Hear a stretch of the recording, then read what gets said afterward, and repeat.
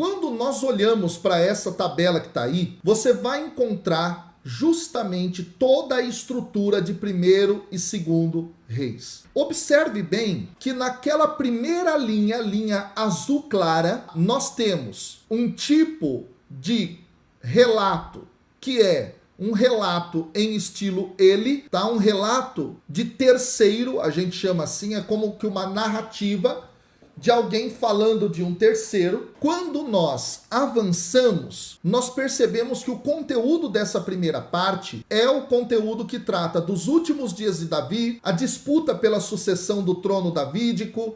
Depois, nós temos aí, como vocês podem observar, o fim dos adversários de Salomão. Passamos para a segunda parte, essa segunda linha em azul escuro. Nós temos aí também um relato de tipo ele, mas nós temos também o relato da construção do templo de Salomão, bem como também a oração que Salomão faz pedindo sabedoria. Eu estou fazendo um resumo do livro de 1 Reis para você. Aí observa, na linha de baixo, nessa segunda linha clara, azul clara, o que nós temos aí? Nós temos novamente um tipo de relato de terceiro. E aí vai aparecer a menção a sabedoria de Salomão e a riqueza de Salomão. A última parte, a quarta parte desse bloco grande A, antes do verde, é o capítulo 11 de 1 Reis.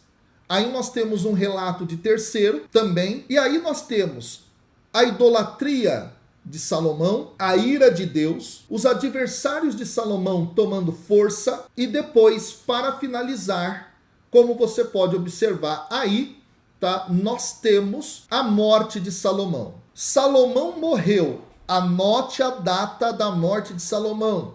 931 a.C. É no capítulo 11 que ele morre. No capítulo 12, entramos na parte central do primeiro e segundo livro de Reis. Aqui é um dado muito interessante, pessoal. Nós temos a primeira parte narrando a separação dos reinos. Israel no norte e Judá no sul. Nesse momento, nós temos o texto trazendo a história de alguns reis do norte e reis do sul, até chegar justamente no capítulo 17, versículo 1, que é onde começa as narrativas dos profetas. É aqui que eu quero chegar. Perceba neste momento que no centro de toda essa estrutura em verde escuro, nós temos aí, pessoal, aquilo que é o profeta Elias. E logo depois o profeta Eliseu.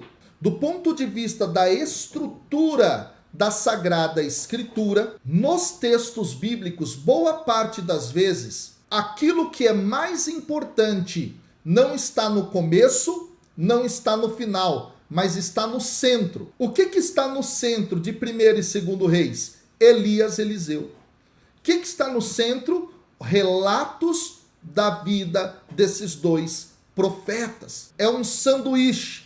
Elias e Eliseu são o foco de tudo isso, porque eles serão profetas não literários que vão ordenar de alguma maneira aquilo que é a vontade de Deus para o povo. Gente, olha como o autor da Sagrada Escritura, ele soube organizar o texto. Elias e Eliseu são colocados como eixo central dentro de toda a narrativa de 1º e 2º Reis. Na continuidade, depois que a gente sai desse centro que está em verde, a gente vai encontrar a terceira parte. E essa terceira parte vai justamente trazer para nós a primeira reforma, que é a do reinado de Ezequias. Depois, uma contra-reforma nos reinados de Manassés e Amon e uma condenação a esses reis. Depois, nós vamos encontrar, como vocês podem observar aí, a segunda reforma que vai acontecer na história de Israel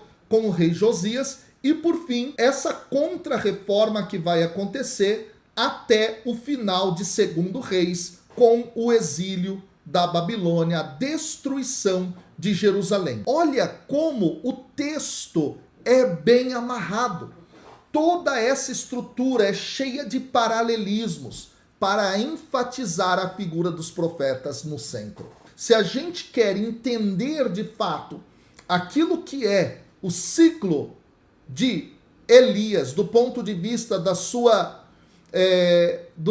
contextualização literária, a gente precisa entender isso. Elias está no centro de 1º e 2º Reis.